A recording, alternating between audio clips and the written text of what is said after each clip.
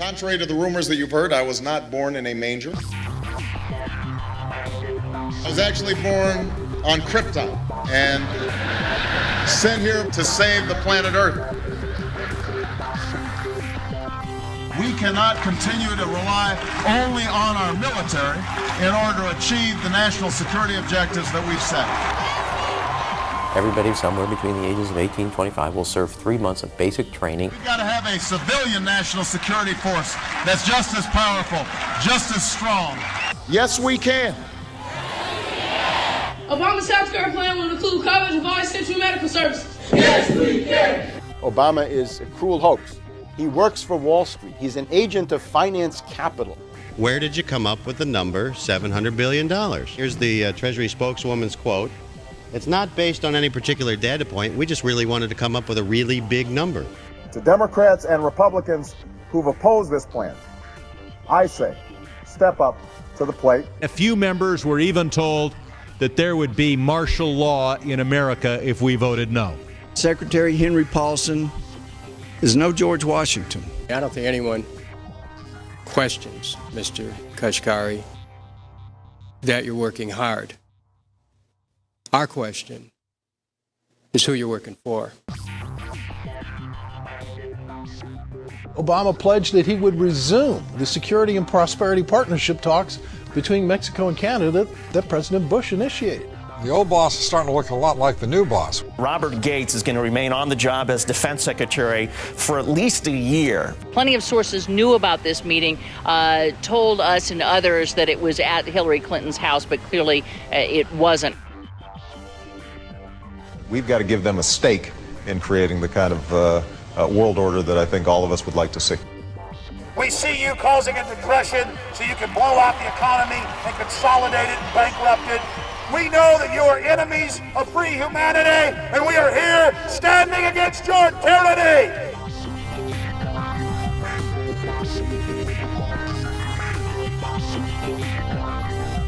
The Obama deception. The truth strikes back.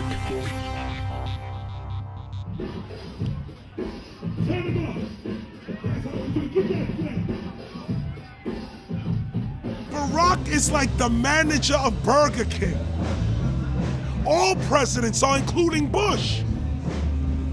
It's like this: when your fries are cold, if your burger is not done right, you go back to Burger King, America, or your government, and you say, my burger's cold, I want new fries. First, you go to the cashier, that's the courts. You argue to the courts. The courts, if you can't get no justice with the cashier, you say, let me see the manager. I want to go to the Supreme Court. I want to see the president. The manager comes out. Hi, what can I do for you? Now the manager can override the decisions of the cashier, but you never get to see the franchise owner of Burger King. If you really have a problem with your burger, you need to go see the franchise owner. We need to go to the top or to the bottom. We need to go to where the real architecture of government is. And it's not in a president, it's in a global scheme. Politics in America today is identical to pro wrestling. And what I mean by that is, in front of the cameras and the public, we all hate each other.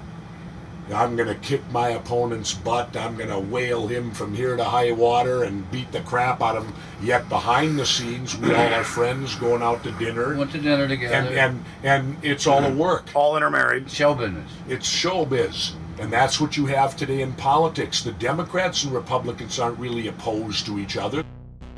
Left and right mean nothing. The only thing that counts is, are you working for Wall Street or you're trying to defend the people against the financiers? It's pretty obvious that there's some gigantic financial institutions that have been pulling the strings of politicians in this country for a long time. And just the fact that we have it set up where they can donate millions of dollars to these guys' funds, these guys' campaigns. I mean, how do we not expect it all to go bad? America in 2009 was desperate for change. The past 8 years had been a disaster. Those weapons of mass destruction got to be somewhere. Maybe under here.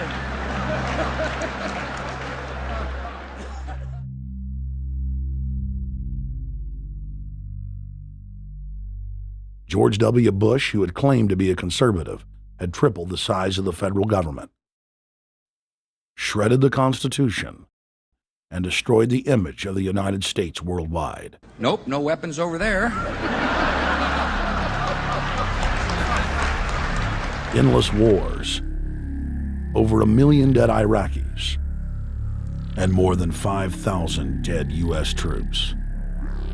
The Patriot Act, warrantless domestic wiretapping and spying, the end of Posse Comitatus, the rise of the treasonous North American Union, a deepening recession sliding towards total economic collapse. These factors and other abuses had the American people in a state of panic for their future and the very existence of the United States. The elite were in trouble. The people were beginning to see through their facade, past their front man, and to the ruling elite behind the throne. For the first time in U.S. history, both parties were universally hated. Congress had a 9% approval rating. The globalist agenda had stalled. And then, onto the scene came a man who promised change. Change we could all believe in. Barack H. Obama promised to end the war and bring our troops home fast. He pledged to uphold the Constitution and to stop the federal government from spying on the American people. Candidate Obama told American workers that he was going to get them out of NAFTA and GATT, and he's already breaking those promises. In this film, we will prove that Obama says one thing and does another, and that he works for the very same elite interests that Bush served, the very interest engineering the financial collapse and formation of a dictatorial world government. This film is not about left or right. It is nonpartisan. Our past documentary films are among some of the most damning indictments of George W. Bush and his administration that have ever been made. If humanity has any hope of effecting real change for the better, it will not come from the Madison Avenue false reality makers who have cast Barack Obama as the savior of the world. To alter our course from tyranny to liberty, to defeat the corrupt elite, we must get past the puppets and confront the real power structure of the planet. Now we can see a new world coming into view. A world in which there is the very real prospect of a new world order. Webster Griffin Tarpley is an accomplished geopolitical analyst and historian. Among his scholarly works are the unauthorized biographies of George Herbert Walker Bush and Barack Hussein Obama. Since Bush the elder made his speech at the United Nations back in September of 1990 talking about the New World Order, I think I've become confused about what's actually going on in the world. The New World Order is a more palatable name for the Anglo-American world empire. It's the planetary domination of London, New York, Washington over the rest of the world. It's hard to get people to join that or think they have a part in it if you call it the Anglo-American world empire. If you call it the New World Order, then people in India or someplace like that or the European Union might think, well, there's something in that for us too. But that's not what it is. It's the Anglo-American New World Order. It's really the old world order. It's the British Empire morphing into the American Empire. The U.S.-British world empire is what you're going to get. Combines of powerful men have always battled with each other over the levers of power. Gerald Celente is recognized as one of the world's foremost trends forecasters and is the founder of the Trends Research Institute. People that are knowledgeable know that the fight that this country has been waging since its inception is for the central bankers not to take over the country. And that's why people like Andrew Jackson were elected. And that's why people revere people like Thomas Jefferson and others. The takeover has happened, and it's a corporate takeover. Agents of the Bank of England attempted to assassinate President Andrew Jackson on multiple occasions because of his resistance against a private central bank being set up in the United States. And it was something that Abraham Lincoln warned. And this is, by the way, why I believe he was assassinated. This is the Lincoln quote. "The money powers prey upon the nation in times of peace and conspire against it in times of adversity.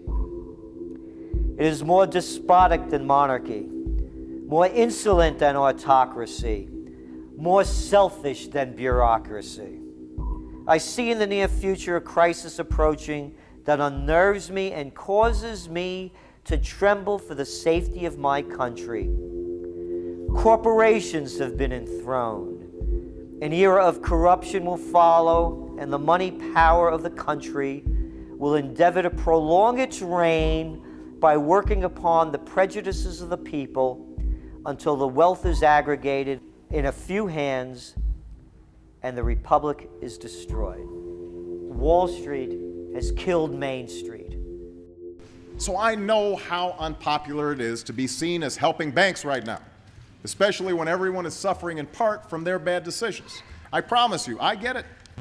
Up until about the Kennedy assassination and the beginning of the war in Vietnam, the United States is a very powerful engine for world progress. It's the assassinations, the Kennedy assassination, and the others in the 1960s, the beginning of the Vietnam War, and the beginning of the absolute domination of the Wall Street Group over every other interest. Nobody else counts except the Wall Street money masters.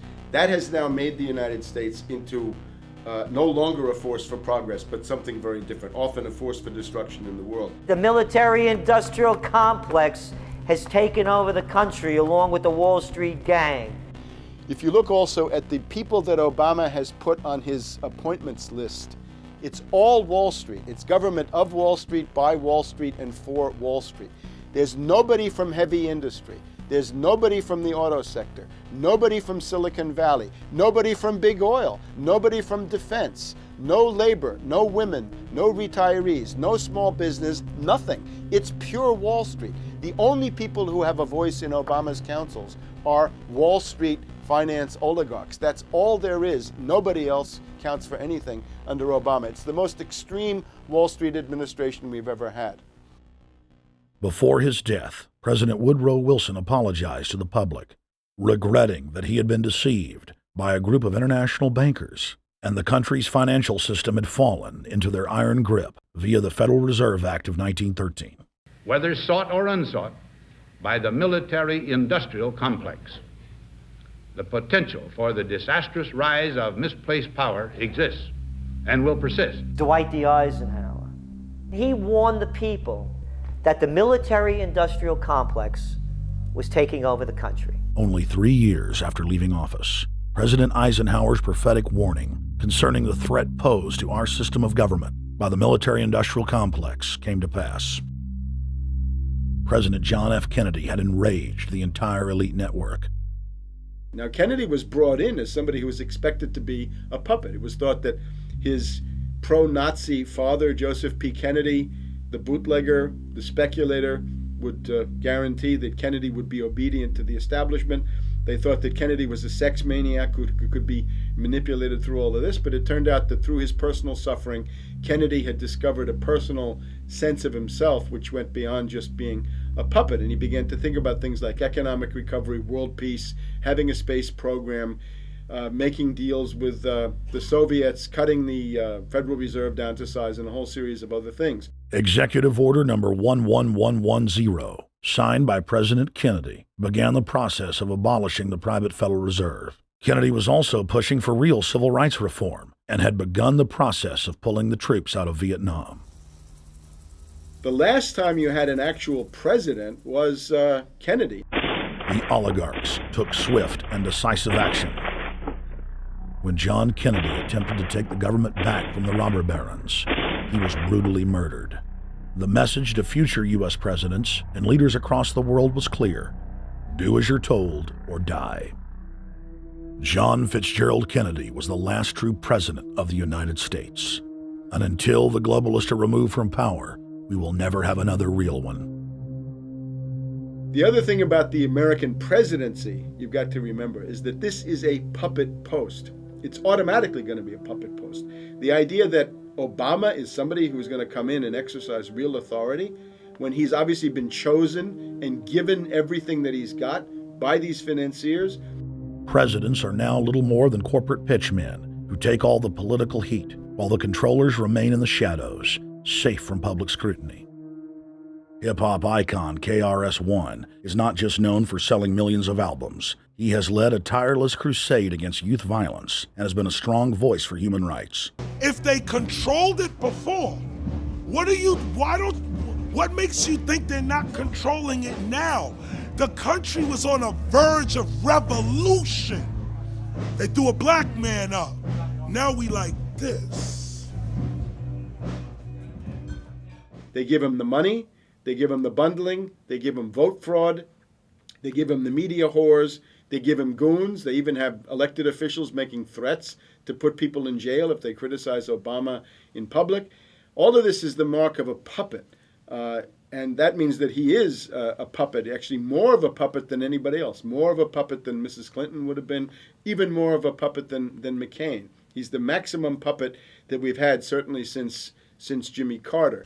They put a black face on the New World Order, and now we all happy. KRS ain't buying it. In the real executive power structure, the president serves the military-industrial complex. It's self-owned by the international bankers. If there's a revolution, the population just throws out the prime minister or president. The elite stays in power because the public is never aware of who the real enemy is. In Evian, France in 1991, standing before the Bilderberg Group, the apex of the world government power structure, David Rockefeller defined the New World Order as a system of world government serving the international banking elite.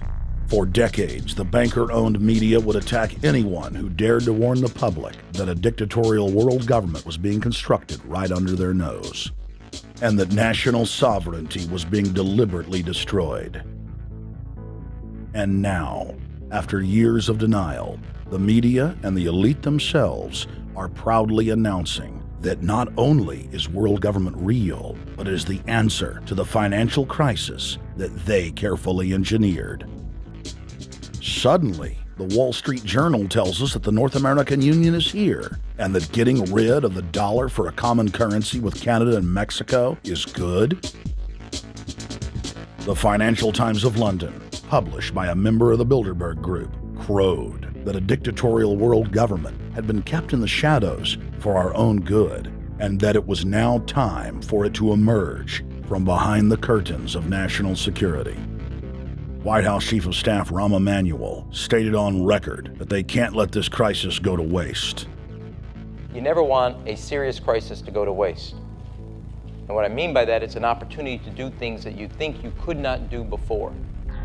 And Henry Kissinger, who gave Barack Obama his first job out of college, told national television that the economic collapse was a great opportunity to bring in the New World Order. He went on to say that Barack Obama was the perfect person to sell it to the world. But he can give a new impetus to American foreign policy, partly because the reception of him is so extraordinary around the world.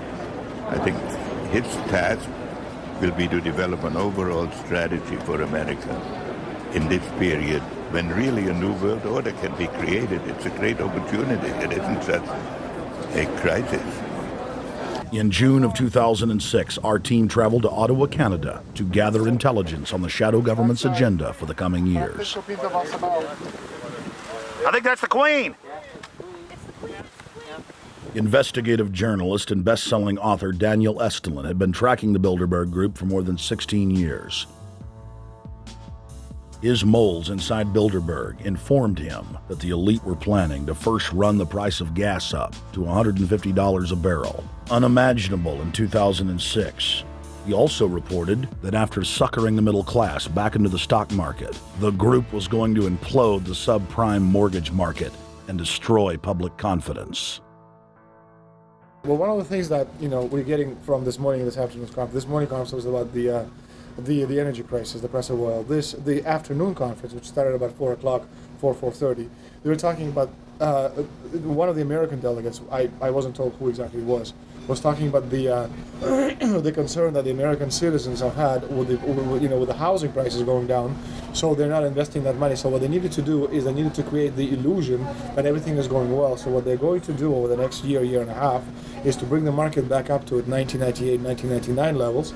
They're going to get all the suckers to invest whatever little money they have left over, and that's when they're going to make the economy bottom drop out. They need to destroy the economy because as we're running out of oil, when people don't travel, at least that's what they're saying, when people don't travel, when people don't have money, they don't travel, they don't spend any money, which means you don't waste a lot of oil and natural gas.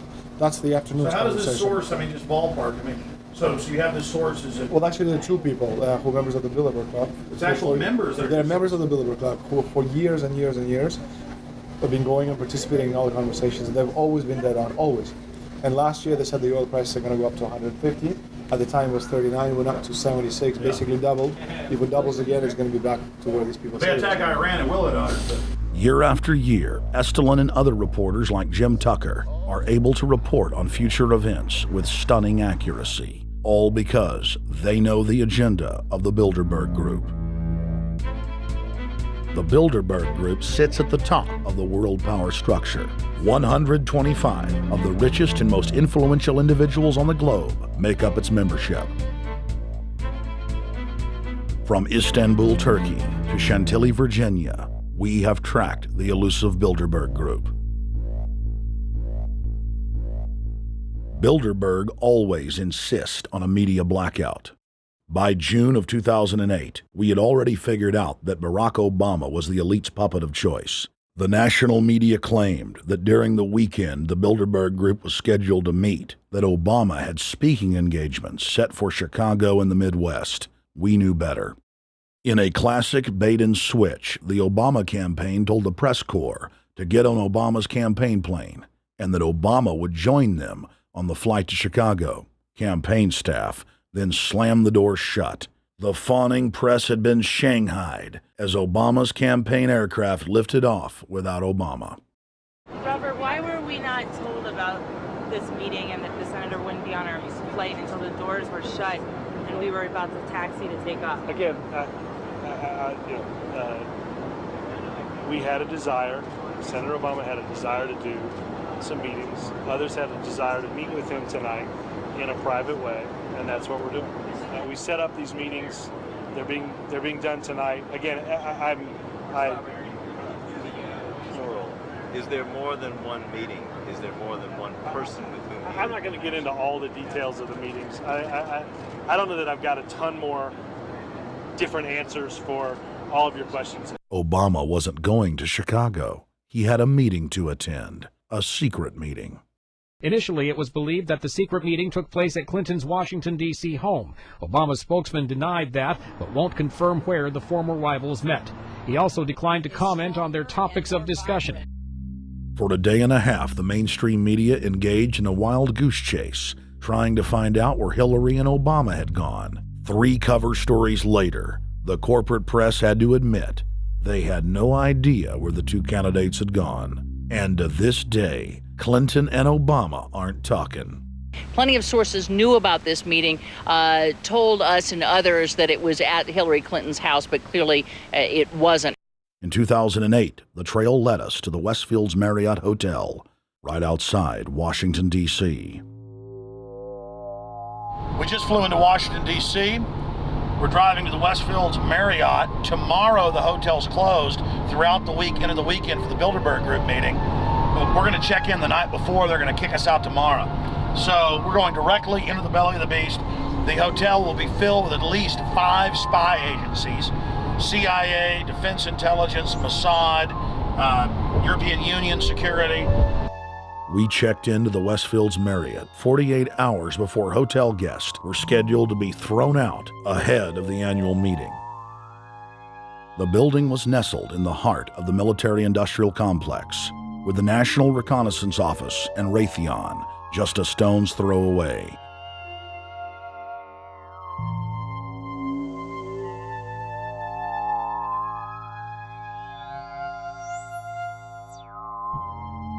The plan tonight is to try to not get arrested, dodge the security, get in there, get some footage of the elite arriving in the morning, because some arrive before they officially lock it down, and then getting out of the building. That's our plan. I'm also going to be getting a call by a international syndicated radio show, Coast to Coast AM with George Norrie, and all week he's getting briefings from me every night about things as they develop.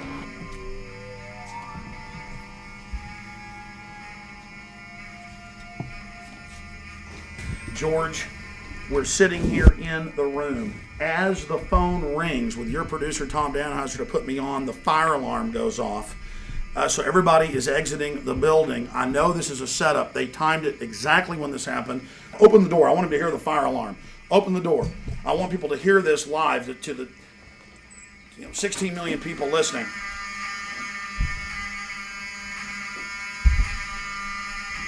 George, do you hear that? Now, they're going to use this as an excuse. The Westfields Marriott, right outside D.C. in Chantilly, they want to use this to flush us out of here. They're very upset. Everybody that covers Bilderberg, I was detained 2 years ago, interrogated, screamed at. They said Bilderberg was upset about me, wanted to stop us. This is guaranteed. Everywhere we go, we're followed. We have another hotel across town as a base of operations. They were there questioning us, getting in our faces. We're being followed everywhere. I need everybody's support right now. I pray to God they don't try to set me up. They may have tried to concoct this as some way to say, look, they didn't leave during a fire drill, assessing me knowing I would stay and do the interview. But again, the moment the phone rang with Tom Danheiser, the moment the phone rang, the guys answered it, I'm standing there, the alarm goes off. It's going off right now. The guests are exiting the hotel out there. Of course, there's no fire. This is just absolutely insane. I noticed, too, that there was over 100 security people here today, but tonight we got back and it was a total ghost town, and this is what's insane.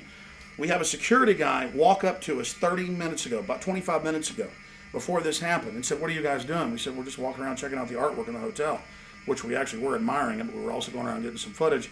And they said, "Well, no cameras allowed." We said, "Fine." And then he said, "Yeah, we had somebody do a fire alarm a few weeks ago, and me and Rob, my camera guy, were on, why is he telling us about a fire alarm?"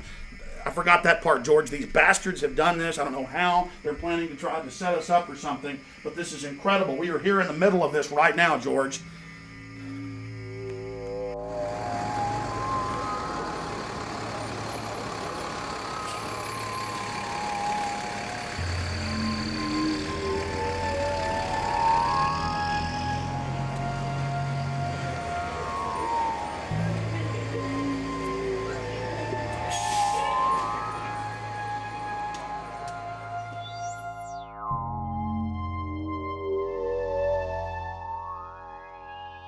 There you go. Stay there. Keep it locked.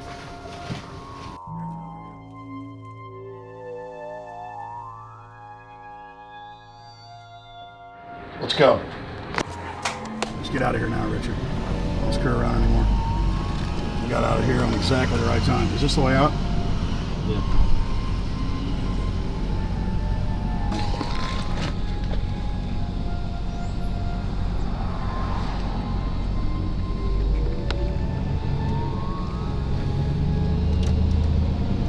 We got a car right behind us.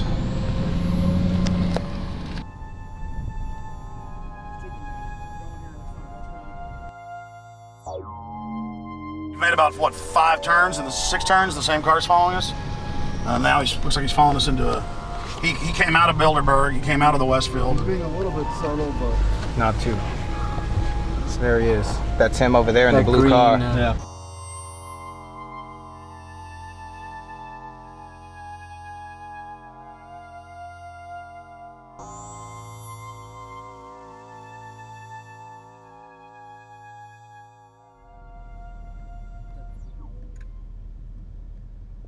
We're headed back to the Marriott here in Chantilly, Virginia, the scene of Bilderberg 2008. We successfully infiltrated the last day and a half inside, got out with some great stuff. We've been tailed, and now we're going back to cover the dignitaries, the elitists, as they arrive. And right now is the prime time for them to start arriving for the next 3-4 hours. We took about a 30-minute break. I'm sure we missed a few, but it doesn't matter.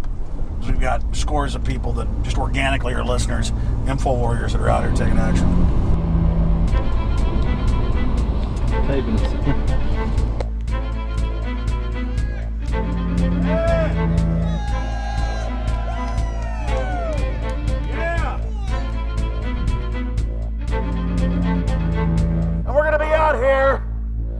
next 3 days, while you try to chart the future of our destiny, we're taking our destiny back. You're not our gods or our masters. We witnessed at least 7 convoys of armed Secret Service entering the Westfield's Marriott, and internal sources confirmed that both candidates did attend at least one meeting inside the conference. While the Bilderberg Group was 100% successful in 2008 at keeping their name out of the mainstream media, they did not fare as well when it came to the exploding independent press. During the entire 2-day event, anti-New World Order protesters and alternative media encircled the hotel. You are being exposed everywhere! From David Rockefeller, from John Edwards, from Bill Clinton. Your game of secrecy is over! You're gonna pay getting game is up close, you piece of filth! You piece of trash! This is Bernanke, man! Bernanke, you're going down!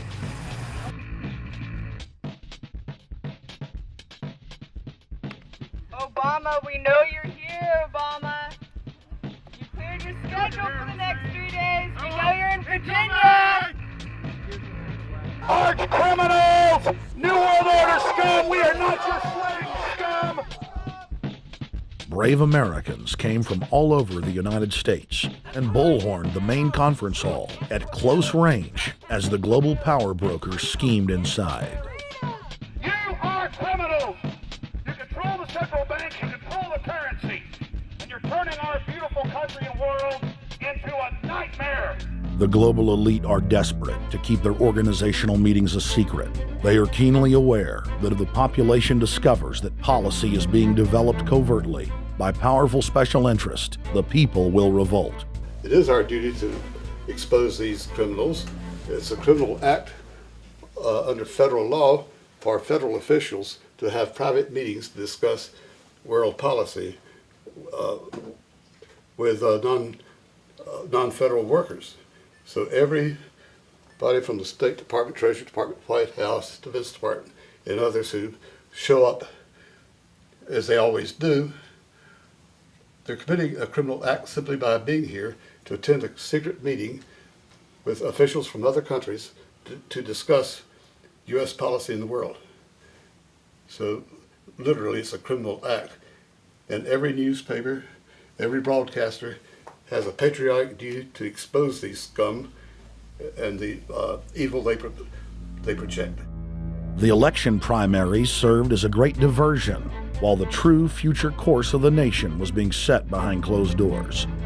You've got, obviously, the Bilderberger Group, founded by the former Nazi Prince Bernhard of Holland.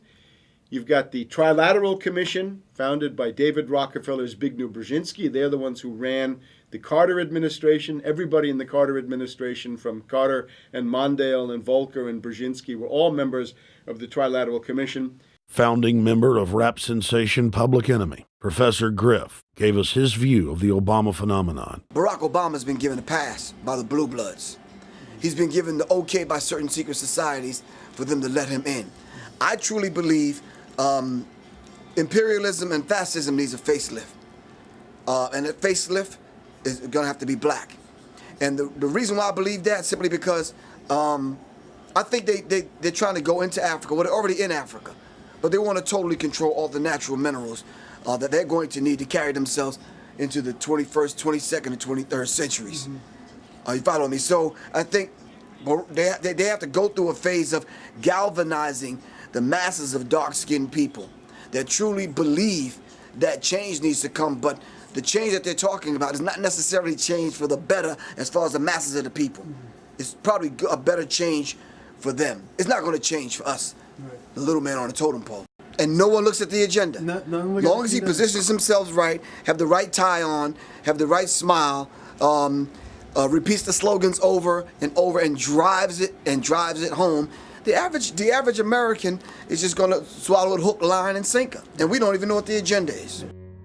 Writing in his 1964 book, With No Apologies, Senator Barry Goldwater said, The Trilateral Commission is intended to be the vehicle for multinational consolidation of the commercial and banking interest by seizing control of the political government of the United States. The Trilateral Commission represents a skillful, coordinated effort to seize control and consolidate the four centers of power: political, monetary, intellectual, and ecclesiastical. What the Trilateral Commission intends is to create a worldwide economic power superior to the political governments of the nation-states involved. As managers and creators of the system, they will rule the future. Bilderberg issues executive decisions and prime directives to its subdirectorates for implementation. The Trilateral Commission takes the Bilderberg Group agenda and executes it through regional roundtable groups throughout Europe, Asia, and the Americas. The Council on Foreign Relations serves as the managing roundtable group in the United States sector. The Council on Foreign Relations has dominated every administration since the days of FDR. The way in which they make policy and rule is that they are a polycentric oligarchical system. You have to be a finance oligarch. Remember, this is not a society ruled by generals, not by priests, not by bureaucrats, not by demagogues, none of those, but by bankers. Bankers rule, and the bankers set up these institutions. They set up things modeled on the Royal Institute for International Affairs, Chatham House, and the Milner Round Table of the period right after the Boer War, so even before World War I. You had the British setting up these round tables, institutes with publications and conferences, and this is how they make policy. Upon Obama's inauguration, members of the Bilderberg Group, Trilateral Commission, and CFR flooded into every position of power in the executive branch, replacing Trilateral Commission and CFR members who previously filled the positions during the Bush administration. When you look at the U.S. ruling class, you'd have to say that they're a really pathetic bunch of failures and bunglers. They are a miserable excuse for a ruling class. And that's one of the big problems we have, is you go from Clinton to Bush to Obama. What stays the same is the ruling elite that gives these puppets the orders that they act on. And these orders are wrong-headed, let's say the least. They're basically bankrupt. They're going to lead to the collapse of this civilization. What they're doing is using the existence of the United States as a formerly powerful nation state to act out their Wall Street fantasies of world domination and maintaining their capital structures and maintaining their system of looting. And this can't be done. So the basic question is, they've hijacked our country and you got to take it back from them. You've got to drive Wall Street out of the government, and at that point you'd have a reasonable chance of getting back to prosperity and some kind of peace and order in international affairs. We had a chance to speak with economist and author George Humphrey. They have created a power elite, and we're not talking about the millionaire down the street. You can't even be a member of their club unless you're a multi-billionaire. And friends, this is not about rich versus poor. This is about a very, very small handful of the worst criminal element on this planet, manipulating and destroying the good people of this nation and of this world. About this Obama with change. Look at the people he's put in to mastermind the economic recovery. Larry Summers. I love it. Every time they talk about Larry Summers, he's always brilliant. He's another brilliant one.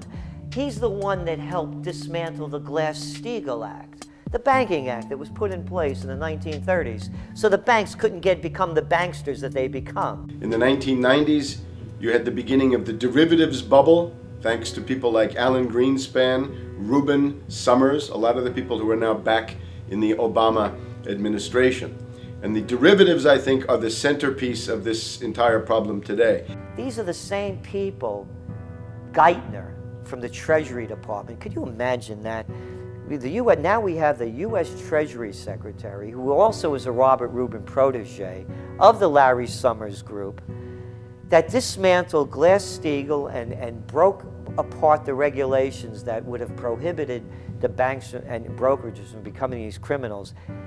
He was the former president of the New York Federal Reserve, And now he's our Treasury Secretary. And as we all know, the Federal Reserve is as federal as Federal Express. It's a private bank. And now we've put this guy in charge of it? I mean, Wall Street has hijacked Washington in broad daylight. Every single one of his appointments support the status quo. Every one of his appointments are there to screw the American people. Every single one of his appointments are people who are working to bring down the Republic and the Constitution of this country. Secretary of the Treasury, Timothy Geithner, Bilderberg Group and Trilateral Commission member. Secretary of State Hillary Clinton is a Bilderberg and CFR member. She is also married to Trilateral Commission member William Jefferson Clinton. Ambassador to the United Nations, Susan Rice, Trilateral Commission. National Security Advisor General James L. Jones, Bilderberg, Trilateral Commission, and CFR. Deputy National Security Advisor Thomas Donilon, Trilateral Commission, CFR. Special State Department Envoy Henry Kissinger, Bilderberg Group, Trilateral Commission, and CFR. Chairman, Economic Recovery Committee, Paul Volcker, Bilderberg Group, Trilateral Commission, Council on Foreign Relations. The Director of National Intelligence, Admiral Dennis C. Blair, Bilderberg Group, Trilateral Commission, CFR. Secretary of Defense Robert Gates, Bilderberg Group, Trilateral Commission, CFR. Deputy Secretary of State James Steinberg, Bilderberg Group, Trilateral Commission, CFR. State Department Special Envoy Richard Haas, Bilderberg Group, Trilateral Commission, and President of the CFR. Obama Presidential Advisor Alan Greenspan, Bilderberg Group, Trilateral Commission, CFR. State Department Special Envoy Richard C. Holbrooke, Bilderberg, Trilateral, CFR. And the list goes on and on. Even if Barack Obama were the most wonderful person in the world, he was groomed and brought to power by the global elite to carry out their agenda. Humanity must look past Obama and realize that presidents come and go, but the shadow government and their program of global enslavement continues. How could people be so stupid and gullible to believe a bunch of political people? So people who voted for Obama were trying to express, I think, first of all, something worthwhile. The hatred for Bush, Cheney, the neocons, the desire to punish the Republicans for their adventures, their police state, and their economic depression. The second question was on the economy. People felt that Bush was selling them down the river into a world depression. He is, of course, the new Herbert Hoover in that regard, so they were trying to get something different from that. The tragedy, of course, is, and this is really why Obama was groomed and prepared over a period of almost 30 years now, that Obama is there to frustrate and to deceive all of those hopes. Obama is a cruel hoax. He's a bogus sham. He's an absolute denial of everything that you'd expect from an American president. It is very disturbing to see well-meaning people falling for high-tech propaganda over and over again. It happened after 9/11. The American people en masse were swept into a mob psychology, irrationally throwing their common sense to the wind and doing whatever the administration told them to. The general public eventually caught on to the fact that George W. Bush was a deceitful thug and that the economy was in freefall. In the midst of it all, Barack Obama was there, speaking out against the abuse of the people at the hands of the establishment. With the election of Barack Obama, the world rejoiced that the United States was no longer in the hands of madmen. But unfortunately for humanity, this was another vicious fraud. I want to like the guy. He speaks gently, he's intelligent, he seems to be a man of peace. He is just as charismatic as they come. But you know what? Is that a tree is really, really measured by the quality of its fruit. And when you kind of put away all the flowery words, when you put away all the rhetoric, when you put away all the rock and roll music, what he does is what's important for the people of this country, starting with the truth. Obama is notoriously a liar. He promised that he would get out of Iraq, I think within 16 months at some point. We had Samantha Power telling the Scotsman that he wouldn't be bound by those promises, and sure enough, he's now not going to be bound by those promises. Obama pledged in hundreds of speeches and interviews that within 6 months of being elected, he was going to bring our troops home from Iraq. But after he was inaugurated, the story changed. Now he said that they would look at bringing some of the troops home in 16 months. 2 weeks later, his story had changed again. Now the administration would look at bringing the troops home in 23 months. Well, Obama's already fudging. He's fudged since day one in this election, where he first said we're getting out. Well, now it's a timetable, and now it's da-da-da, because they're getting to him. They're understanding that, and he ain't going to be able to get him out because people more powerful than him got us in. When he first ran, remember, he was going to take the troops out. I get in there, troops come home. Day one. There is no military solution in Iraq, and there never was. I will begin to remove our troops from Iraq immediately. And then that went to 16 months. And now he's going to add, they're saying, another 30,000 or more troops to Afghanistan. Next, he sent 30,000 more Marines to Afghanistan, doubling the total number of forces in the crosshairs. Barack then announced that he was going to move missile systems into Eastern Europe to encircle Russia. But after all, what should we expect after he kept Bush's Secretary of Defense Robert Gates?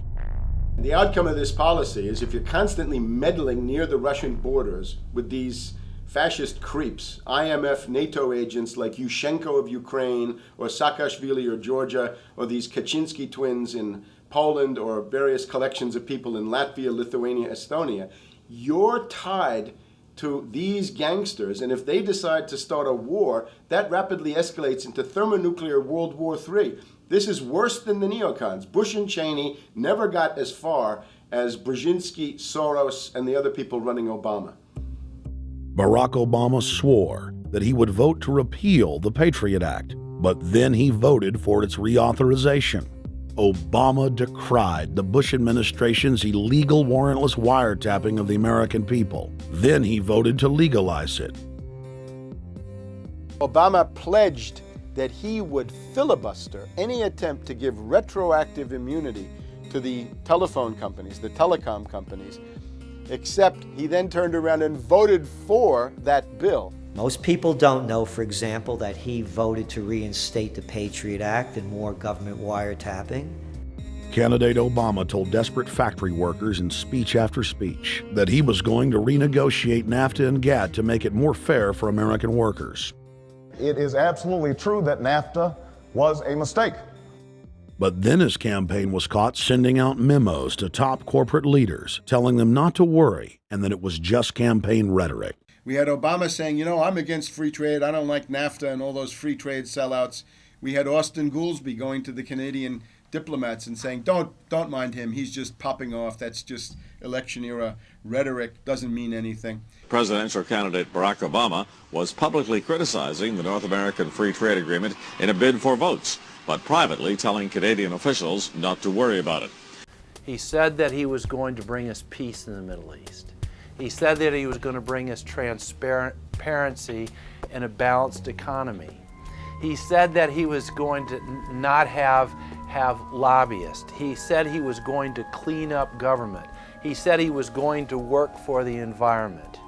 And point by point by point, within the first month of his inauguration,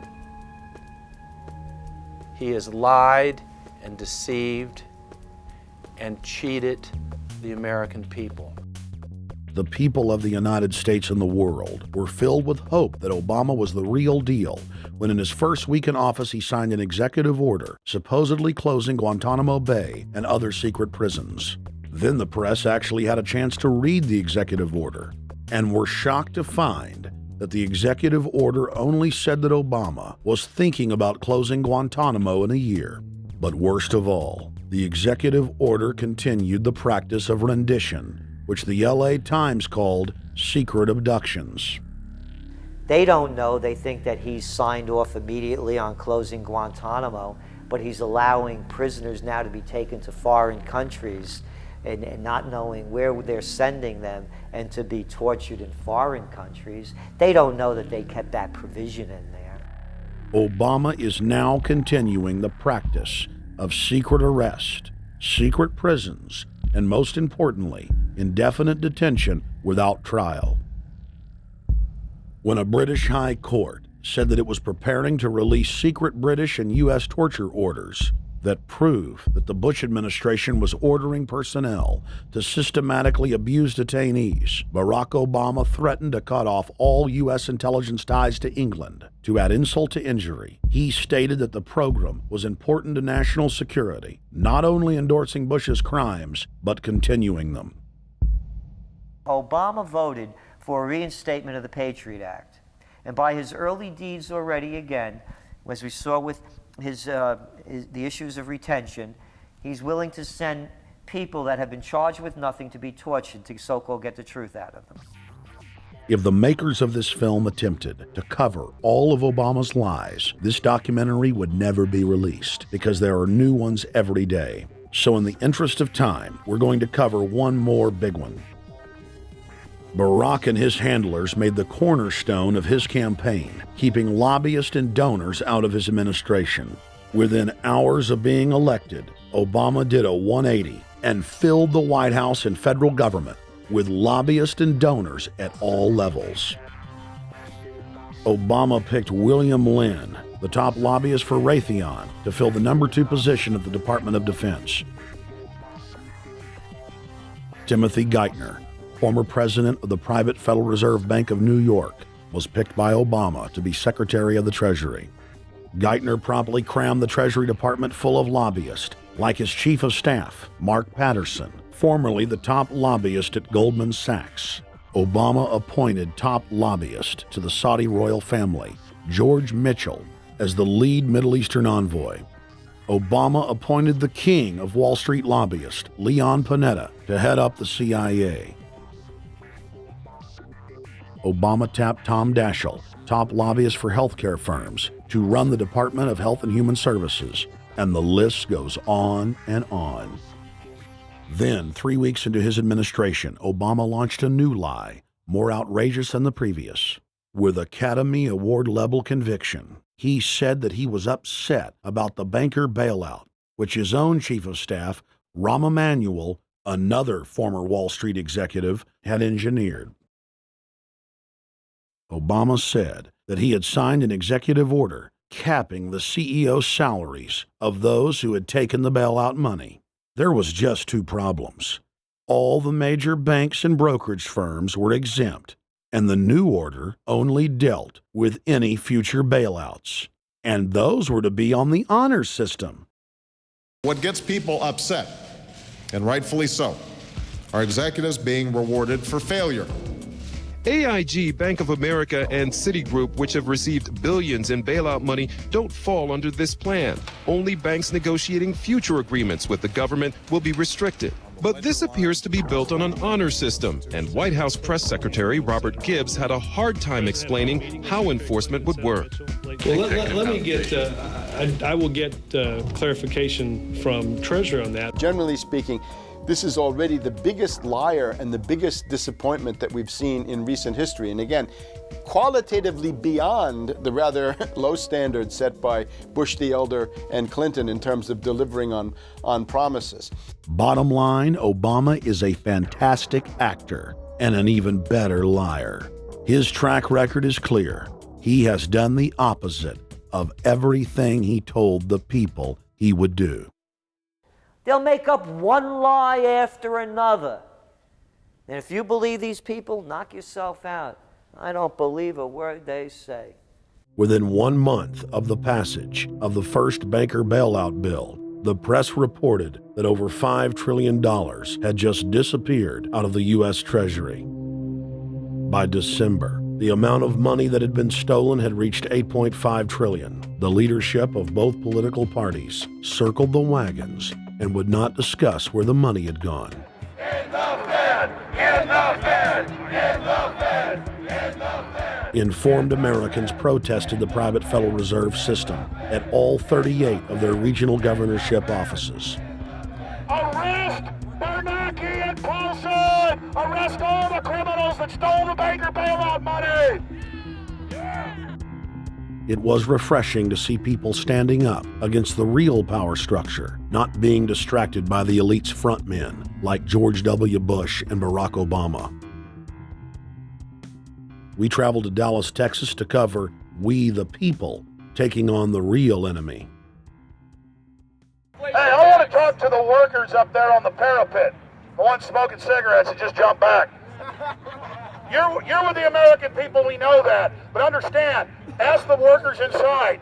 You're not in a federal government building. You're in a private Federal Reserve that uses that name as a fraud.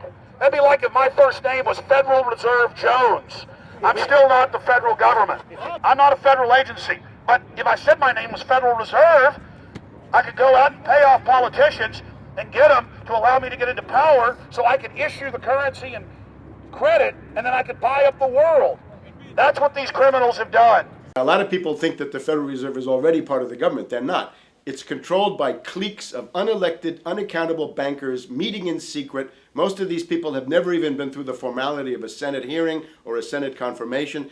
They claim that they're part of the U.S. government. They masquerade as if they were part of the U.S. government. But in reality, this is a purely private operation. Jackals, hyenas, raptors, all of them loyal, not to the American people, but to the Wall Street banks, which is where most of them come from. Everyone is pointing to Barack right now, President Obama, as saying, you got to get the economy together. You got to get the economy together. When in fact, the president has very little to do with the economy. It's the Federal Reserve Chairman that at least sets the policy. That's a privately owned company, the Federal Reserve Bank. They set the agenda. These guys are masquerading as a federal institution. They are a private banking consortium, and this is their front, their holding company. The Federal Reserve is not federal. It's a front for a private banking cartel. That's on record in congressional testimony, and they're the ones orchestrating the economic collapse we're seeing right now, so that's why we're here. While at the In the Fed rally outside the Federal Reserve Bank in Dallas, Texas, we spoke with Ron Paul's brother, Wayne Paul.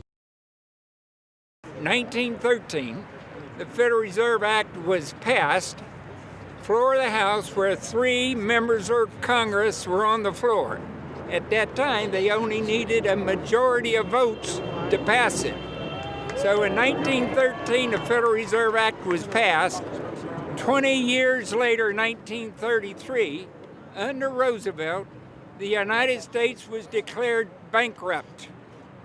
And in 1933, the Federal Reserve Private Bank says, okay, USA, what are you going to pledge as collateral on the debt you owe me? What happened by 1936? Does anybody know? We instituted Social Security system, and you and I and our children and our children's children were pledged as collateral on the debt of our government to the Federal Reserve. And that's where we're at today. It took 20 years to make this country bankrupt, and since then, our government has operated under emergency powers of our government. It is not the president that makes the decision in this country.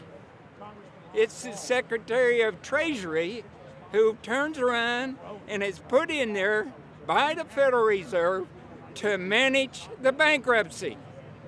We've been in bankruptcy ever since. So to print $700 billion and to give it away, how do they get away with it? The manager of the bankruptcy is told by the Federal Reserve this is the way to go. That's where we're at today. Yes, we should point out, Congressman Ron Paul now has a huge amount of sponsors for a bill in the House of Representatives to abolish the private Federal Reserve crime syndicate. In 1913, the money power of the country was taken away from the people. By constitutional privilege, it belongs with the Congress, but it was given up in the Federal Reserve Act. The Federal Reserve is no more federal than Federal Express, but yet it has the power to determine the direction of use of money in our economy. If we could take that power back and put the Federal Reserve under Treasury, we start to be in a position of being able to control monetary policy on behalf of the United States people. The Federal Reserve is totally private, and Alan Greenspan 2 weeks ago on PBS on Lair NewsHour said on record that they are above the law, the Congress, the President, everyone. No court can do anything. We run America. What is the proper relationship, what should be the proper relationship between a chairman of the Fed and a president of the United States? Well, first of all, the Federal Reserve is an independent agency, and that means basically that there is no other agency of government which can overrule actions that we take. So long as that is in place and there is no evidence that the administration or the Congress or anybody else is requesting that we do things other than what we think is the appropriate thing, then what the relationships are don't frankly matter. Notice what Greenspan is saying. Greenspan is saying the Federal Reserve is beyond the law. And in reality, they are in practice beyond the law. Nobody, as far as I know, has ever audited the Federal Reserve. One of the first things we ought to do when we nationalize the Fed is go in there and find out the audit. Who stole money? Who engaged in corruption? There's a whole series of people going back to Volcker, to Greenspan, to Bernanke, and so forth. Think of the arrogance of private group of banks that have bankrupted the nation by design so they can repo the country. A private group of banks that loaned us our own money back are telling us they're above the law. You are not above the law, criminals. No one is above the law. No one is above the law, and the private Federal Reserve sure as hell isn't either. Since the founding of the Federal Reserve back under Woodrow Wilson, the Federal Reserve has struck out 3 times. They didn't stop the crash of 1929. They didn't stop the banking panic of 1932, 1933. And now they are the cause of the derivatives crisis because they're the ones who inflicted derivatives on the world with Alan Greenspan. Instead of our economy being about goods and services and real products and manufacturing, it's all about these guys, the private Federal Reserve that masquerades as a government entity who controls the issuance of currency and credit. They're the ones that have cut off the liquidity in the market. They told us have a debt-based economy. Then they cut it off once they get us under their thumb and implode the economy so they can consolidate it. And that's what they're doing right now. I mean, it's in their own documents, it's in their own statements. They claim, give us unlimited power, give us trillions of dollars with the Baker bailout bill that's already $5 trillion, not $850 billion as they say. And we'll get the economy going, but they're hoarding the money and buying up other banks that aren't part of the Federal Reserve, buying up insurance companies, buying up roads, infrastructures, media empires, defense contractors. What the banks do is they implode an economy by cutting off credit, and then once things really fall to a low, and they know the low because then they buy everything up and start then putting more money back into the economy, and then they build it back up. So they build us up and then shear us, build us up and shear us. And they're getting ready. All over the world, they're always shearing some country, imploding it. Comes out in their own IMF and World Bank documents. That's just the foreign arm of the same cartel. And these are the people who claim to be the saviors of the economy, the people who have created every important crisis in the past 100 years, the Federal Reserve. So it's illegal, it's unconstitutional, and it's a failure. And I think the failure is what everybody can see right now. Yeah, what they do is they make you think Clinton's evil in running things. Then, oh, Bush will save us. And then, oh, Bush was evil. Now we'll be saved by Barack Obama, but he's just a puppet. But as we get deeper into this phase, when they implode the economy, they have all the money and all the control. But they also like to pose as the savior. So Obama is meant to be the savior during the Depression, and he'll save us with a 1 million person, he said, is bigger than our military, domestic spy force, a 3 million person environmental spy force. So giving people these jobs to be government bureaucrats and spies to go out and manage the other 290-something million Americans. And so this is classical fascism. The communists also do it. Any vertically integrated command and control authoritarian system does this. So they're openly following what the same group of banks did in Germany, Russia. It's in the Communist Manifesto to have a private central bank. because the private central bankers actually wrote the ideas that they had Marx and Engels put out. People go, well, why would the banks want communism? It doesn't exist. They rape us, they consolidate us, they put us into work brigades, they make us slaves, and they say it's a people's paradise. Look at it, boy, you're really doing good. And then they transfer all the wealth of the nation offshore. The globalists are outside all the nations. That gives them safety, and they play countries off against each other. And so that's what we're facing and dealing with. And so they're bringing in classical, hardcore tyranny in the U.S., but we have the internet, we've grown our numbers, the alternative media's exploded. That's why they're trying to move in to shut down and regulate and tax the web, but it's too late for them. They're playing in the 19th century, 20th century rules. It's 21st century, the century of resistance to tyranny. And so it's going to be one hell of a fight with the people and free humanity on one side and the New World Order on the other. And every one of you out there counts, needs to be involved in this fight like nothing you've been involved with before, because this is life and death. Everything depends on exposing these people. Everything depends on showing the people that this is the New World Order, this is the criminals. We're dealing with the king rats here, the people that are carrying out tyranny worldwide. And either they fall or we fall. Either worldwide darkness and a new age of tyranny and oppression and with a scientific overlay, or a new age of liberty and freedom and a new renaissance. The choice is the people's out there. Okay, we can tell you what's going on. You can check it out for yourself and find out it's true. But don't wait. Investigate now. Get involved now. Go out there and reach out now. We don't have time. If you're looking for the solution, look in the mirror. Look right into the mirror, because you out there, men, women, old, young, black, white, doesn't matter. It's going to be up to you if they win or if liberty succeeds and the people have a chance of having any future. These are cold-blooded eugenicists. These are cold-blooded people who think they're God, think that they're our masters, that think that we're animals. These are the guys that funded Lenin and Stalin and Hitler and Mao. These are the guys, it's all on record, that bankroll this stuff. They are hardcore vicious, and they must be resisted. Up until about the Kennedy assassination and the beginning of the war in Vietnam, the United States is a very powerful engine for world progress. It's the assassinations, the Kennedy assassination, and the others in the 1960s, the beginning of the Vietnam War, and the beginning of the absolute domination of the Wall Street Group over every other interest. Nobody else counts except the Wall Street money masters. That has now made the United States into no longer a force for progress, but something very different, often a force for destruction in the world. That doesn't need to remain that way. The interest of the American people is to fight to take your government back from Wall Street and make the United States a force for progress in the world, which we easily could do if we could just break the power of the people behind Obama. The main banks of Europe, which were started by Adam Weishaupt and Rothschild, the Banque Nationale de Paris, the Bank of England, the Bank of Italy, have all financed the messianic and war leaders of the last 200 years. Napoleon, Lenin, Stalin. They backed Adolf Hitler. They backed Franklin Delano Roosevelt. And they are backing right now Barack Obama. The banking cartel had established a beachhead in 1913 through the Federal Reserve Act. In 1947, they set up a parallel shadow government through the National Security Act. From 47 on, the national security state began the long process of absorbing federal and state bureaucracies, while at the same time undermining the constitutional power of Congress and dominating the executive branch. By controlling the issuance of currency and credit, the private Federal Reserve was able to buy up most of the Fortune 500. And if a company wouldn't sell, the bankers would unleash federal regulators to run them out of business.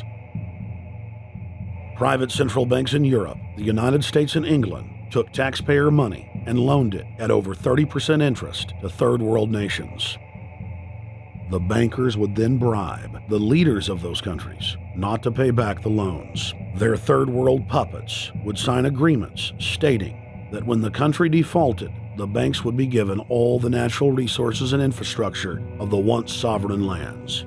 But worst of all, the countries would pledge future taxes paid by the people in perpetuity as profit to the private banks.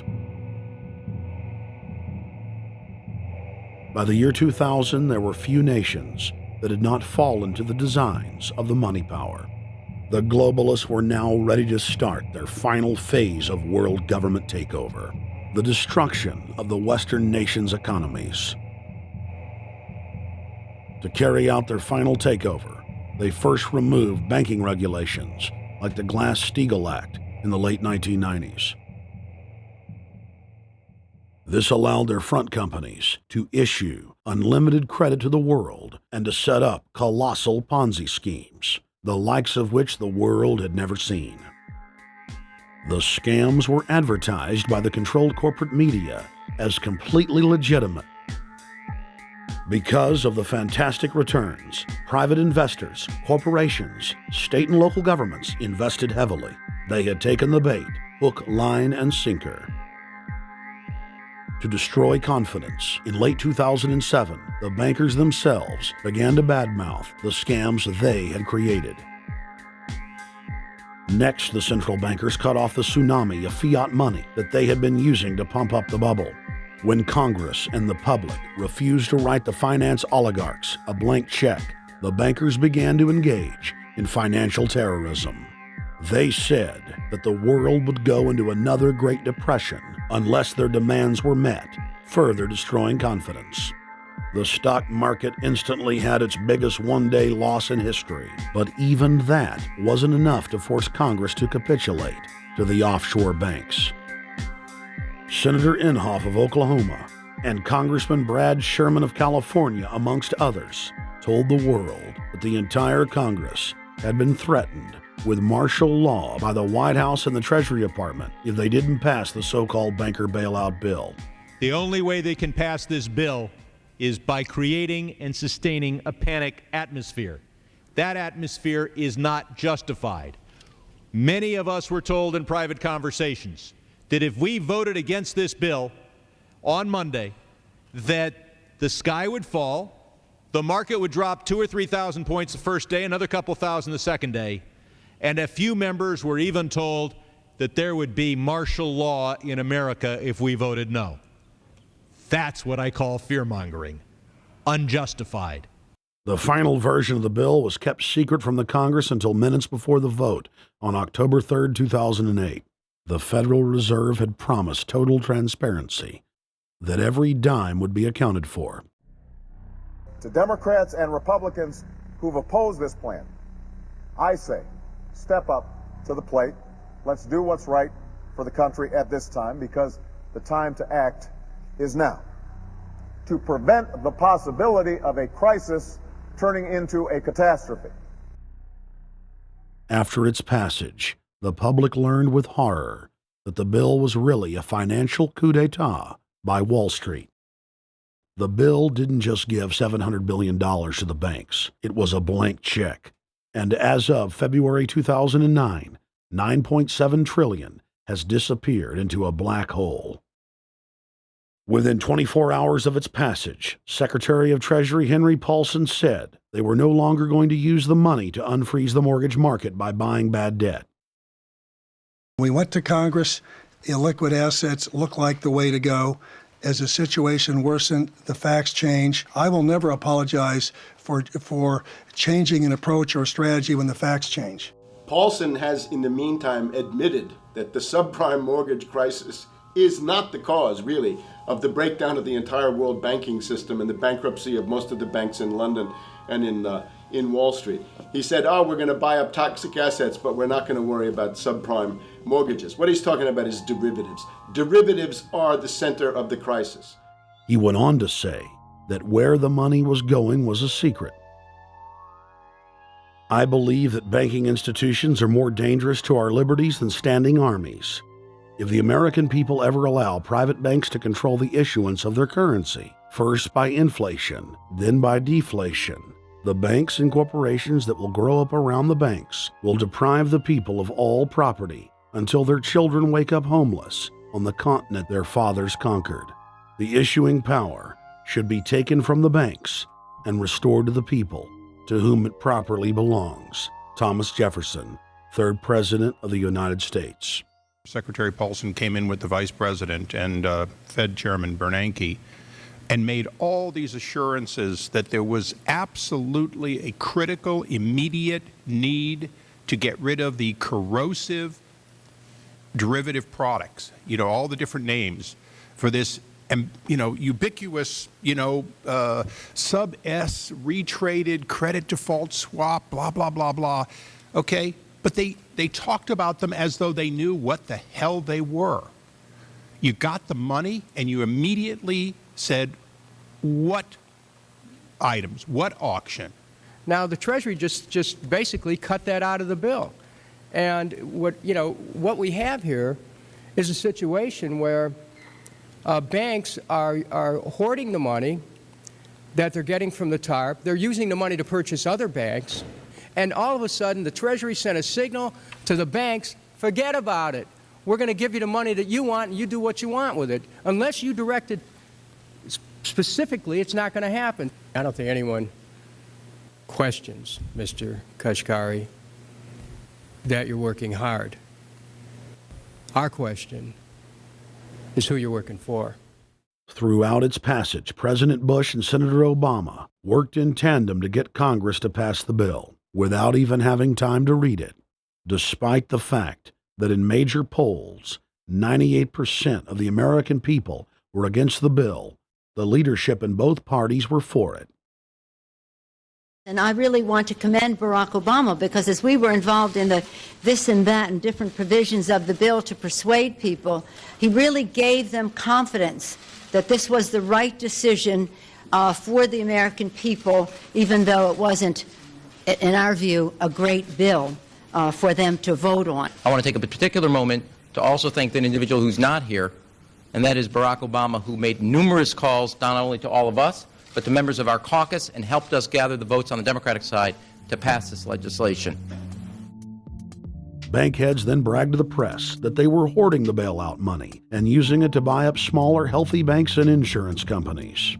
Their plan was working like a charm. Next, the central bankers loaned the federal government back $787 billion of our own money at interest for President Obama's so-called stimulus package. And just like the banker bailout, Congress was given less than an hour to read the 1,070-page-plus stimulus bill.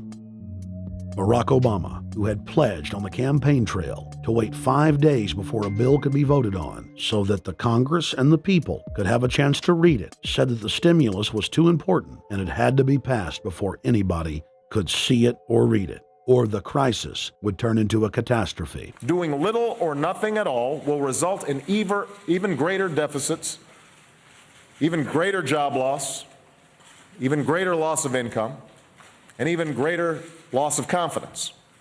Those are deficits that could turn a crisis into a catastrophe, and I refuse to let that happen. After its Friday passage, in gangster fashion, President Barack Obama took a 4-day vacation and said that there was no rush to sign it.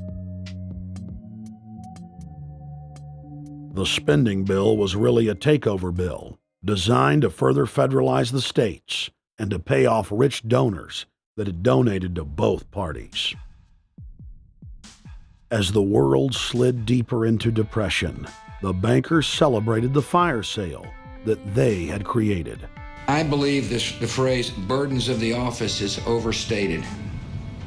Yeah, it's kind of like, why me? Oh, the burdens, Why did the financial collapse have to happen on my watch? It's just pathetic, isn't it? Self-pity. And I don't believe President-elect Obama will be full of self-pity. With their access to unlimited fiat capital, they could now buy up sectors of the world economy not already controlled by them. For over a century, the Anglo-American establishment had worked to bring the world system to this point: artificially engineered global bankruptcy. In an address before the Trilateral Commission in June of 1991, David Rockefeller laid out the elite's ultimate goal. The supranational sovereignty of an intellectual elite and world bankers is surely preferable to the national autodetermination practiced in the last centuries. Now that the bankers were holding the world hostage, they issued their ultimatum.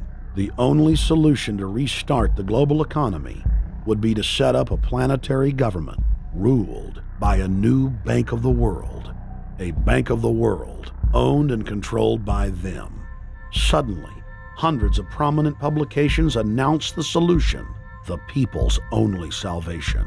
Time magazine, in an article titled "The New World Order," said that the new super bank would control the world's currencies and set interest rates, and that the new bank would, quote, knock the heads of bad countries like the United States. At a meeting of central bank heads and finance ministers dubbed Bretton Woods II, the plan for world government was unveiled by the very bankers that had engineered the collapse. Formerly sovereign countries would now pay their taxes directly to the banking cartel. Hundreds of new carbon taxes, controlling every facet of human activity, would only be the beginning. Now all the elite had to do was to sell the public on accepting the final phase of their takeover. And it's Obama's job to sucker the public into standing down so the bankers' agenda can move forward unhindered. Never before in U.S. history has the media gotten behind a president like they are behind Obama. The press has pulled out all the stops, bestowing a crown of infallibility upon Obama as the savior of the people. The elite are betting everything they've got on Obama's charisma and hoping that he can sell the world on their program of tyranny. Yes, there have been differences between America and Europe. No doubt there will be differences in the future. But the burdens of global citizenship continue to bind us together. A change of leadership in Washington will not lift this burden. In this new century, Americans and Europeans alike will be required to do more, not less. Partnership and cooperation among nations is not a choice. It is the only way. We've got to give them a stake in creating the kind of world order that I think all of us would like to see. In truth, Obama is not simply continuing George W. Bush's policies. He is radically expanding them. I thank President Bush for his service to our nation. This film has documented the painful fact that Barack Obama's agenda is the complete opposite of what he has claimed it to be. Now we will reveal what Barack Obama and his controllers' true agenda is. Number 1. Bring the United States under the complete regulatory control of a private offshore superbank known as the Bank of the World. More than 100 new taxes are now being developed under the umbrella of curbing greenhouse gases. The new taxes will be paid directly to the private bank consortium. At the producer level, taxes will be paid on farm animals' flatulence. At the consumer level, there will be carbon taxes on all forms of meat, beef, poultry, pork, and fish. All cars will be fitted with satellite tracking boxes that will tax driving by the mile. And an added tax will be placed on all fossil fuels, including motor oil and natural gas. All plastic products will have a carbon tax added. Outdoor space heaters and fireplaces are to be taxed. All electricity produced by coal-powered plants will be taxed. Under the cap-and-trade system, citizens will be forced to pay taxes on thousands of products to private cap-and-trade services owned by Al Gore and other elitists. There will be taxes on light bulbs, water, trash pickup, air travel, train travel, bus, ship, medicine, steel production, mining, clothing, laundry, asphalt are just a few of the new taxes to be levied. But to truly transform our economy, to protect our security and save our planet from the ravages of climate change, we need to ultimately make clean, renewable energy the profitable kind of energy. So I ask this Congress to send me legislation that places a market-based cap on carbon pollution and drives the production of more renewable energy in America. That's what we need. The notion of anthropogenic global warming is a fraud. In other words, the idea that the planet is getting warmer and that human activity is somehow responsible is a pseudo-scientific fraud. It's a big lie. It's a monstrosity. Remember the Nazis, they had race science, race hygiene. They said Aryan blood is different from any other kind of blood. This was, of course, idiocy, a fantastic piece of nonsense. Today, we got something similar.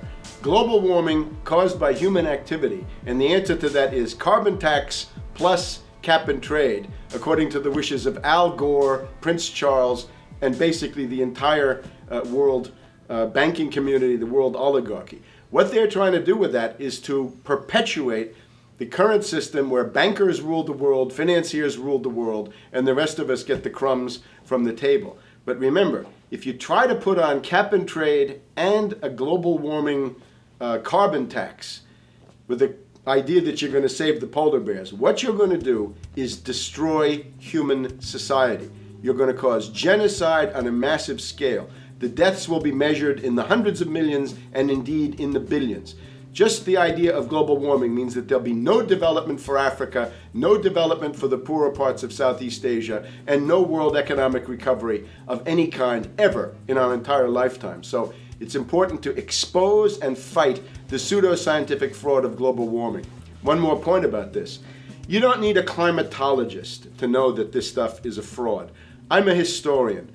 I can tell you, in the last 1,000 years, we had a period of very warm temperatures called the medieval warm period, where all kinds of grapes and semi-tropical stuff was growing very far into the northern hemisphere. That was about 1100, 1200. It happened to correspond with an all-time maximum of sunspots. Right now, we can say that we're going into another maximum period where there'll be some warming, but we're well within the limits of the medieval warm period.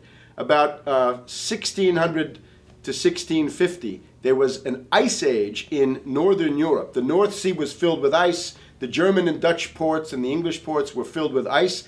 That corresponds to an all-time minimum of sunspot activity, the Spörer minimum and the Maunder minimum. So this has largely got to do with solar activity. We can see that other planets, not just the Earth, are warming slightly as a result of increased solar activity. But we're well within the minimum. So what the oligarchs claim to be an open and shut scientific case is a piece of pseudoscientific nonsense, and it should be rejected. Number 2, the social engineers are fully aware that the Obama craze will wear off quickly, so they are racing to put in place the most oppressive police state control grid in human history. 20,000 battle-hardened regular Army troops are now being deployed to patrol the streets of the United States. FEMA is now building giant camps in every region of the country, and the Congress has introduced bills like the National Emergency Centers Act, H.R. 645, which merges local governments and the police under federal control. And as we all know that have watched these things, they're ready for the riots. With these detention centers that are being opened up around the country, with state police training for riot control in the event of economic calamity and food riots, they know what's going on and they're prepared for it. So people better also prepare for it themselves. Anyone that's not prepared for what's going to happen, they deserve what they get, because there's enough information out there pointing to the problems, and they should take all precautionary actions. Next, Obama ordered the Defense Department to issue DoD Directive 1404.10, establishing a 1 million person civilian army under his control. Simultaneously, Obama launched USAService.org. The new website deceptively masquerades as a federal agency, but in reality is a recruiting tool building a separate, completely private army outside of government that takes orders directly from Obama's controllers. Barack Obama has refused to rescind Presidential Decision Directive 51, signed by George W. Bush. The directive plainly states the president is a dictator and that Congress is ceremonial. We cannot continue to rely only on our military in order to achieve the national security objectives that we've set. We've got to have a civilian national security force that's just as powerful, just as strong, just as well funded. President Obama and his Chief of Staff, Rahm Emanuel, have repeatedly stated on the record that all Americans below the age of 64 will be forcibly conscripted into federal service. Citizenship is not an entitlement program. It comes with responsibilities. Everybody somewhere between the ages of 18 and 25 will serve 3 months of basic training and understanding in a kind of civil defense. Now, it doesn't always have to be service in uniform. One of the things that if you talk to our generals, they are desperate for is a civilian counterpart to our military forces. So is this compulsory then? Well, you have to, in the sense, it's a required of everybody, 18 to 25, 3 months, and at some point at that point you do it. Obviously, I'm not going to say perfect legislation. We'll work that process through. Or you could do it during a college summer, or you could do it after high school. If you have a demagogue with a fanatical mass movement of personality cultists who is imposing the program of a group of extreme bankers and finance oligarchs, that's fascism. Obama's transition site, change.gov, proclaimed that middle school and high school students will be forced to serve the federal government. Fascism is gutter up, streets up, hooligans, thugs, fervently idealistic students, swarming adolescents, just the kind of thing you see around Obama. The way you get a population to enslave itself when the police and the army are no longer enough to do that. So I think that's if you're a left liberal, it's time to open your eyes to that. All young Americans between the ages of 18 and 24 will be conscripted into a paramilitary domestic security force. If Obama has his way, adults and seniors will also be forced into other forms of service for the betterment of the homeland. Number 3, disarming the American people. Obama operatives in the Congress have introduced more than 10 bills that would end the Second Amendment as we know it. H.R. 1022 would allow the new Attorney General Eric Holder the dictatorial power to ban any gun he wishes at will. In 2008, before the Supreme Court, in the D.C. gun ban case, District of Columbia versus Heller, Holder argued for the complete disarmament of the American people and that only the military should own firearms. H.R. 257 would ban all youth shooting sports, including YMCA and Youth Olympic shooting clubs. H.R. 45 would force all gun owners to undergo federal psychological screening, registration, and testing to keep their firearms. White House Chief of Staff Rahm Emanuel has proposed the extrajudicial banning of any American on the fraudulent no-fly list from owning any firearm. That is, if you are on the no-fly list because you are known as maybe a possible terrorist, you cannot buy a handgun in America. Over 25,000 Americans are added each month to the no-fly list, which numbers over 1 million people who have not been charged or convicted of any crime. It's a case of mistaken identity for a 5-year-old boy from Normandy Park. He had trouble boarding a plane because someone with his same name is wanted by the federal government. King 5's Mimi Jung is live at SeaTac Airport to explain. Mimi. Lori, it's hard to believe that a 5-year-old could be considered a threat, but that's exactly what happened here at SeaTac last week when Matthew Gardner showed up for a flight to LAX. As 5-year-olds go, Matthew Gardner is about as harmless as you can get. But when he and his mom checked in for their flight at SeaTac last week, Matthew was considered the criminal. If you're on that no-fly list, your access to the right to bear arms is canceled because you're not part of the American family. You don't deserve that right. There is no right for you if you're on that terrorist list.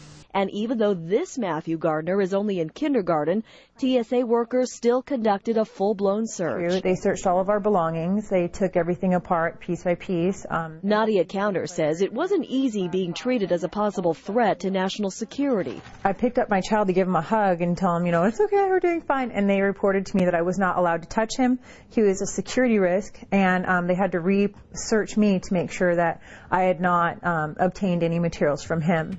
Number 4, massive restrictions on the First Amendment guarantee of free speech.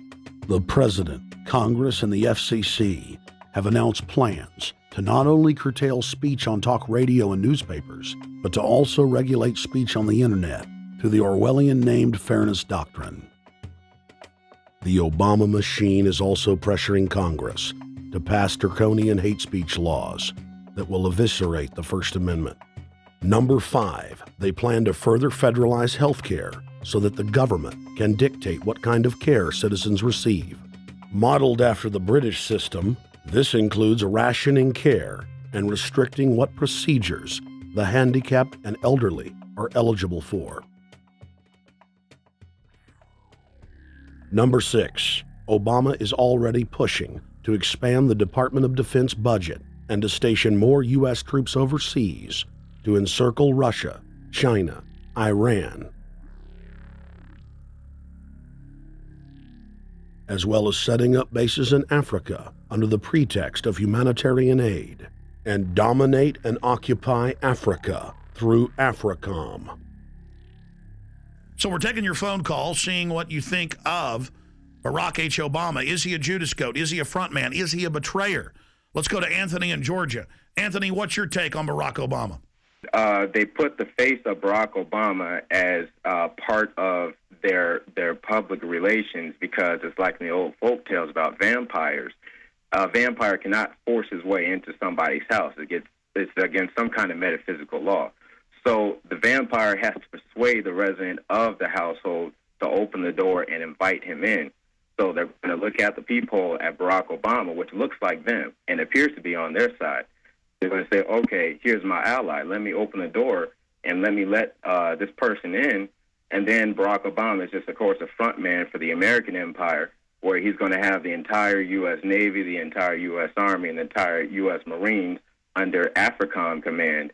And, of course, he's going to turn it into a new Iraq, and he's going to turn it into a new Afghanistan. Every operation that you see going on in Iraq and Afghanistan is going to propagate to the poor countries of Africa.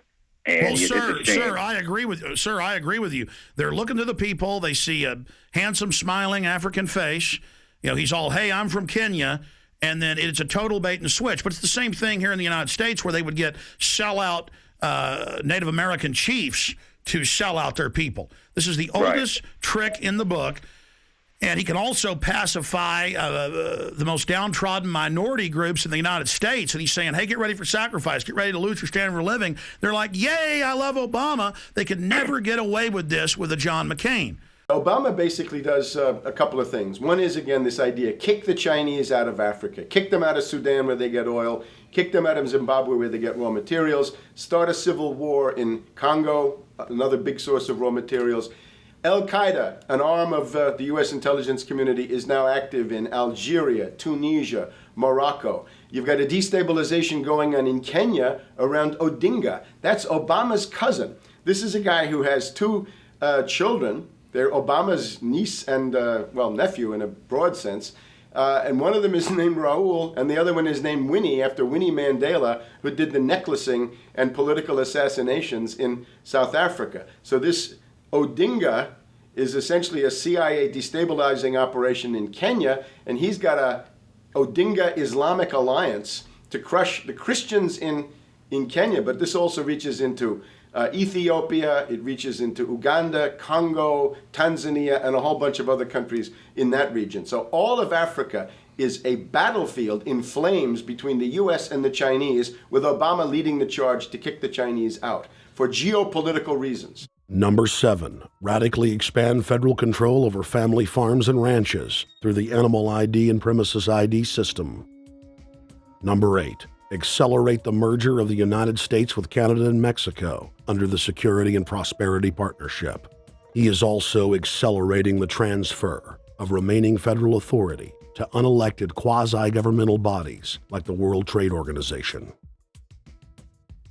Number 9, Obama must convincingly play the part of the president and convince the people of the United States that the buck actually stops with him. This is critical to the globalist master plan because in 4 to 8 years, Obama must take the blame, as Bush did, for the New World Order's horrific agenda. At that point, the elite will put a new puppet in the ceremonial seat of power and build him up as the savior, only to tear them down again. And so the process is repeated over and over. For their program to work, It is essential that the people not learn that the presidency is now nothing more than theater, because if they did, the people would stop looking at the pawns and start looking for the king. Through this system of deceit, the elite's criminal agenda can continue forever because the people waste all of their political energy debating the media spectacle instead of investigating the globalist agenda. Number 10, it's Obama's job to sell the public on globalist policies that aren't in the people's best interest. But the overlords have many salesmen. His most important function is to protect the criminal oligarchs from prosecution while they loot the economy worldwide, start new wars, and engage in torture. They're called Generation O, and they were the key to Barack Obama's White House win. During the campaign, Barack Obama used the internet like no other candidate before him, harnessing the energy of millions of his supporters. But the question now is, what to do with this young, eager, energetic army? This gives Barack Obama and his administration contact information for so many people, so next time he needs to push his legislation, he can contact all these people. Kennedy-esque. I feel as though this was like when John F. Kennedy was elected. Shouting, smiles, and tears. It was the scope of Obama's victory that was most impressive. I saw a photograph of Obama playing basketball. And I said, you know what? I see him as a leader, and that's the world that's in his hands. Own a piece of history, commemorating the day the world changed forever. His confident smile and kind eyes are an inspiration to us all. In summation, Barack Obama is a Madison Avenue created fad. All of the crazed Obama worship, being pushed by the corporate media, is scientifically designed to capture the public in a net of peer pressure mass euphoria. If the New World Order can just distract the public for a few more years, the elite can finish constructing their police state control grid. Now, a lot of times, we don't want to know the issue. Right. We don't want to know the issue. We feel, what do you call this thing where you get this false sense of gratification, but because a black man is in office, everything's going to be all right. No, everything's not going to be all right. Yeah. Until you look into the agenda on what the Democratic Party has been about, is about, and will be about, regardless if Barack Obama is the president or not. And that's real. Barack Obama is the perfect Trojan horse. He makes the people feel like they finally have a place at the table, even as he betrays them. I won't have to worry about paying my mortgage. Oh, it's such a blessing to see you, Mr. President. Thank you for taking time out of your day. Never in my life would think that this would ever happen. Sadly, many Obama supporters can't see what's right in front of their faces because they've already invested their very identity in this artificially created cult movement. Throughout history, it has happened over and over again. People turn their intellect over to cult of personality mass movements, and it's happening again. The evidence presented in this film is documented fact, and those that ignore what history has taught us do so at the peril of us all. As frightening as the information in this film is, there are many things we can do to stop the globalist agenda dead in its tracks. First, we expose the cult of Obama for what it is, a sad hoax. Next, realize that we are all being propagandized 24/7. Investigate all information for yourself, be it political parties, the media, or this film. Be aware of the tricks that the elite use, like the staging of false flag terror attacks and other crises. Rediscover the Constitution and Bill of Rights. Promote a culture of true liberty. There is a reason the internationalists are attempting to destroy the sovereignty of all 50 states. They know it is one of the biggest threats to their domination. The federal government has been completely hijacked by foreign interest, and more than 25 states have recognized this fact and are moving to block the New World Order at the state level by declaring their 10th Amendment powers. But most important of all, there is a huge awakening taking place in the United States and across the world against the globalist agenda.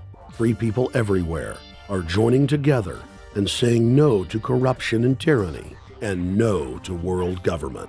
This is the center of endurance, and endurance is what wins wars. Not how many people you kill, but how long can you endure?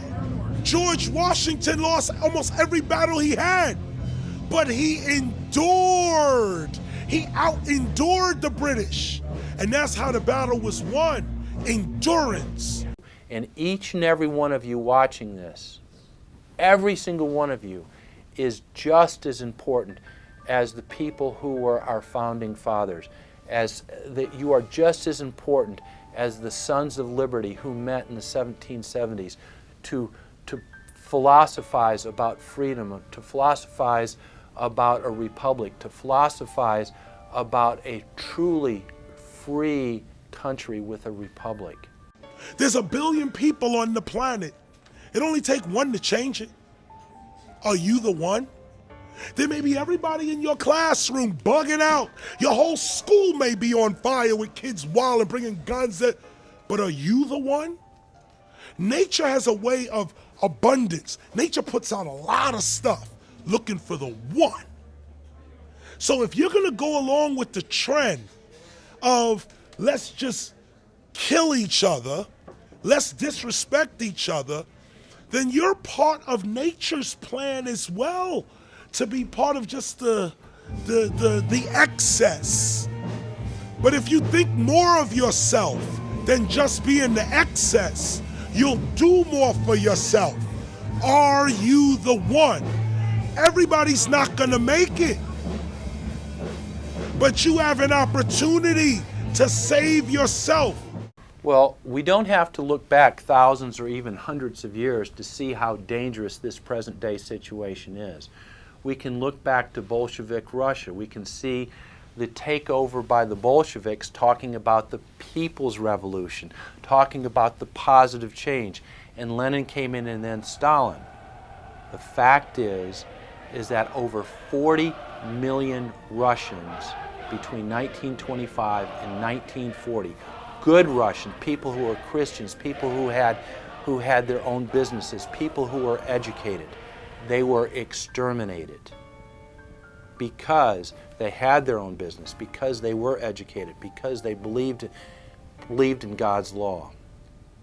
We can look over at Germany. Germany was in a very, very terrible economic situation, and this very charismatic leader called Adolf Hitler comes in. He makes the roads good, and he promises a better life for the people. And within 10 years, you see a completely nationalized, centralized, dictatorial situation where millions and millions of people were exterminated. And then we can go to Maoist China. Mao came in, he promised change, he promised a better life, and within 5 years, 60 million Chinese were exterminated. They don't teach that. They don't teach that in the schools these days, and it wasn't that long ago. And I pray to God that this will not happen in the United States. And the way it won't happen is if you and your friends and all of us together take action to say no. This country is too precious. It's too wonderful.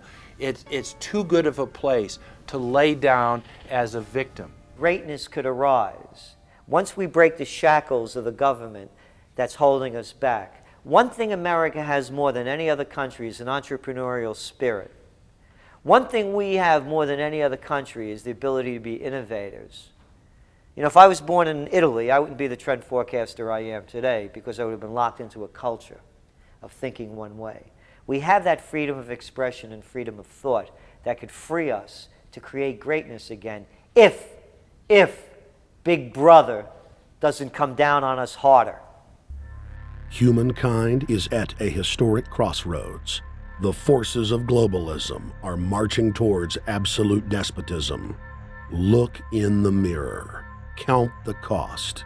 and decide, are you going to let history repeat itself? Or will you stand tall with freedom lovers everywhere and stop the completion of a world dictatorship?